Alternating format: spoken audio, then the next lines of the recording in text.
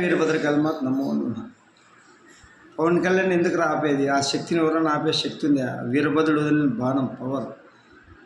మీకెందుకు అంత భయం? ఆయన ఏం వార్డ్ నెంబర్కి వెళ్ళాడని జగన్ గారని ఈరోజు డిప్యూటీ సీఎం అయ్యారు. తెలంగాణ వాళ్ళకి ఎందుకు బెదరపట్టుకునేది? ఆయన నుంచి ఏమి ఇది లేదు కదా, ఆయనకి డిపాజిట్లు కూడా రావు. ఎందుకు ఈ రాజకీయం అంతా? పక్కల ఎవరిది రాష్ట్రము? మనదే. మనదానిలో విడిపోయినాము. తెలంగాణ ఆంధ్రప్రదేశ్ అనుకుంటే ఎవరి సొమ్మురా? శివుంది ఇది భూమి. అద్దె శరీరంతో వచ్చినాము, అద్దె భూమిలో బతుకుతున్నాము. ఎప్పుడు కాల్ చేయాలి తెలియదు, అర్థం చేసుకోవాలి. ఇంకోటి, మళ్ళీ కేసీఆర్ గారు దేశక నేత అని మొత్తము 600 కార్యాలయాలతో తిరిగి వచ్చి మళ్ళీ అప్పుడు ఎవడు మాట్లాడలే. పక్క రాష్ట్రం మనం ఈడే బతుకున్న వాళ్ళు పోయి చేసుకోండి. రాజకీయం చేయడానికి మీరు వచ్చి ఆంధ్ర రాజకీయం చేసుకోండి. మీకు పవర్ ఉంటే మీరు రండి, మీరు ఎమ్మెల్యేలు రండి. దగ్గర రాజకీయాలు. అందుకని ఈ రాజకీయాలంతా పాతాళంలో దొక్కి బ్రోకరేజ్మైన రాజకీయం తీసేసి వీరభద్ర వీరభోగ వసంతరాయలు ఉరుకుందిరని స్వామి గారు వస్తున్నారు. ఇంకేముండదు. ఐపీఎస్ ఐఏఎస్ అంటే ఐపీఎస్ అంటే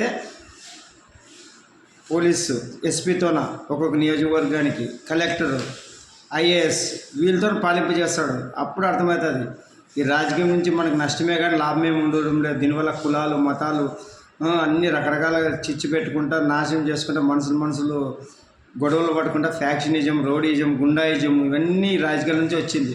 ఈ పవర్ అనే దాని నుంచి మనుషులు ఎంతవరకైనా తెగిస్తారు. మనుషులు కూడా చంపుకుంటారు. మనుషులు కుట్రలు కుతంత్రాలు చేసి దేశాన్ని విచ్ఛిన్నము, రాష్ట్రాన్ని విచ్ఛిన్నం చేసి నాశనం చేస్తుంటారు.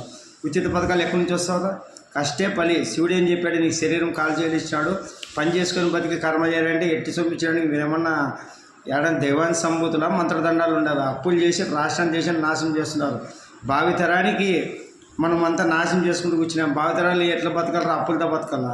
వాళ్ళకి డెవలప్ చేయాలా, అభివృద్ధి చేయాలా? ఒకప్పుడు మన తాతలు ముత్తాతలు చేసారు కాబట్టి మనం వీటి వరకు ఉండాం.